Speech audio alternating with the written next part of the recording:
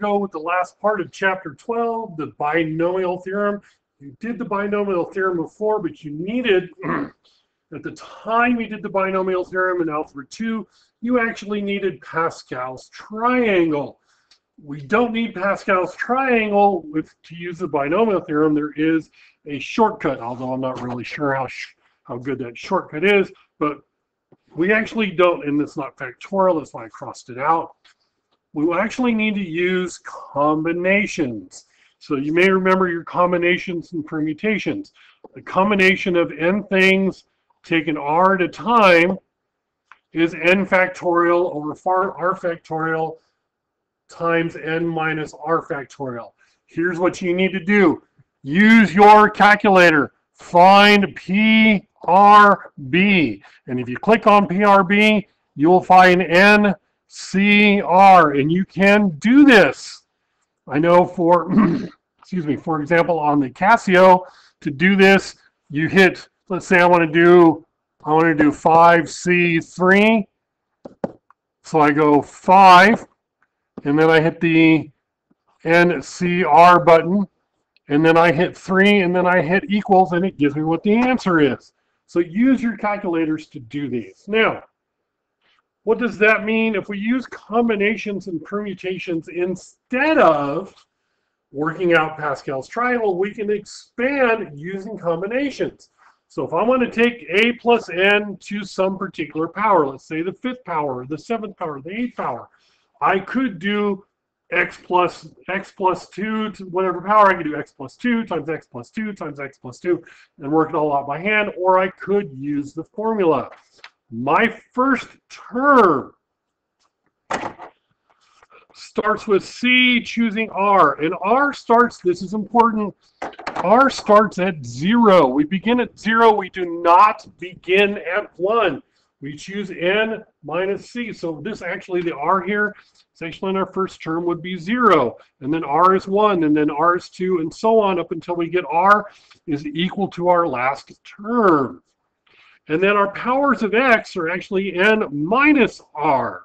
So it'd be n minus 0 at this point, which is n minus 1, which is whatever that one is, all the way up to n minus r. And our last term would be n minus n, because r would be equal to n at the end, so x to the 0 power, so our x term drops out. I think the easiest way to do this is to actually do an example and show it to you. So I want to expand x plus 2 to the 5th power. So my first term has the coefficient of 5c0, because I start out with r is equal to 0, times x to the 5th power, 5 minus 0, which is the 5th power. And then I have 2 to the 5 minus 5 power, so I get 2. That's my first term. It's really nice because, see, this first number here is always 1. To that, we are going to add 5, choosing 1. Our r goes up by 1 each time. So we have 5c1, 5c2, 5c3, and so on.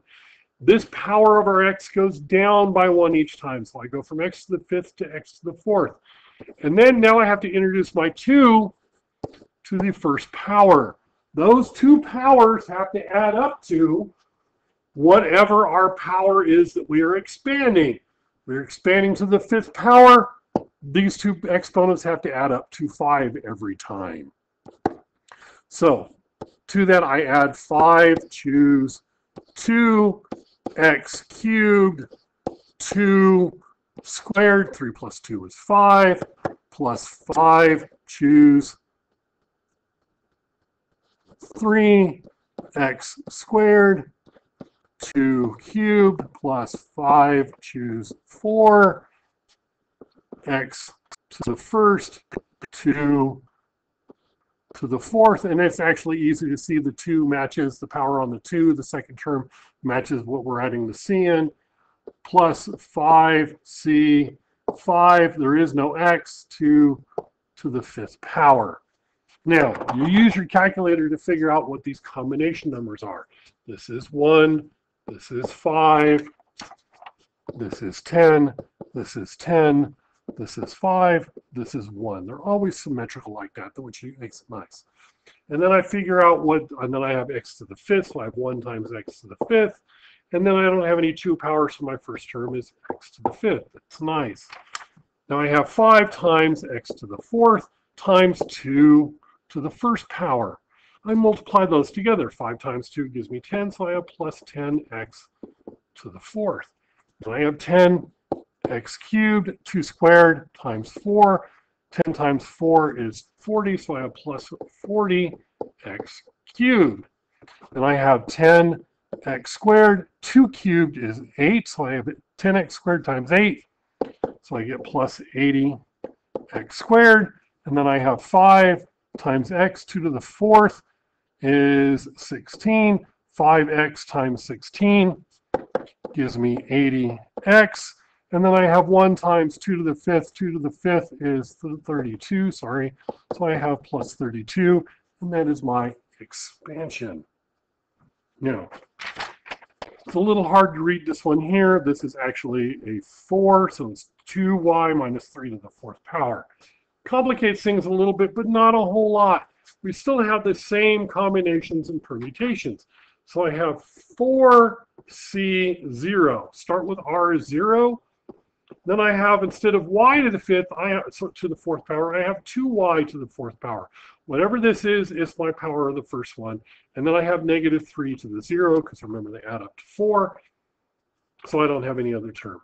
Plus 4c1 times 2y to the 3rd power, negative 3 to the 1st power. Remember, those exponents have to add up to what our original exponent was, which was 4. Plus 4, choose 2, 2y squared, negative 3 squared, plus 4, choose 3, 2y to the 1st, minus 3 cubed, plus 4, choose 4. There is no y term on this one, and I have negative 3 to the 4th power. And then what do I do to that? Now I figure out what they have.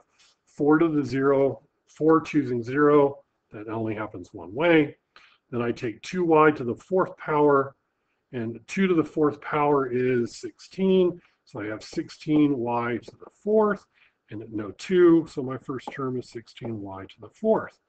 And then I have 4 choosing 1, that's 4. 2y cubed, 2 cubed, that's 8y cubed, and then negative 3 to the 1st times negative 3. I multiply the coefficients together, and I get negative 96y cubed. And then I do the same thing. So 4 choosing 2 at a time, that's 6. 2y, and I square 2y squared, gives me 4y squared. Take negative 3 to the 2nd power, gives me positive 9.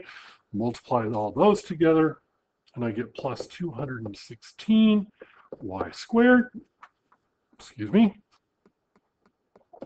plus 4 choosing 3, that's a 4, times 2y, negative 3 cubed is negative 27, 4 times 2 times negative 27, and I get negative 216y, and then down here, 4 choose 4, that's a 1, negative 3 to the 4th power, that's positive 81, so I have plus 81. Okay. Now, let's say I didn't want to do all this out. I could skip to the 3rd term. I could skip right straight to the 3rd term. So what I do is I just use the formula. 4th power, so I have 4c, and then I go to my 3rd term. Remember, we don't start with 1, we start with 0, so I can't 3 from 0. 0, 1, 2. So 4 choose 2, not 3, 2, 1 less than that. Remember, we start at 0. And then I have 2y to some power and negative 3 to some power. Now, if it's the 3rd term, my power here is going to be my power up top. So my power here matches my power there. The 2 and the 2, they match each other. And then what do I have here? These two numbers have to add up 4. I also happen to have 2 on that one. So I could shortcut this. I don't need to do everything. I can just get to that middle term. Remember, R starts at 0. We start at 0. So if I want to go to the third term, I go 0, 1, 2. So R would be 2 in this case. And that gives me my 2 here. That gives me my 2 here. Okay, and then I could just shortcut it and I could figure out what I get from that. Nice, short, sweet.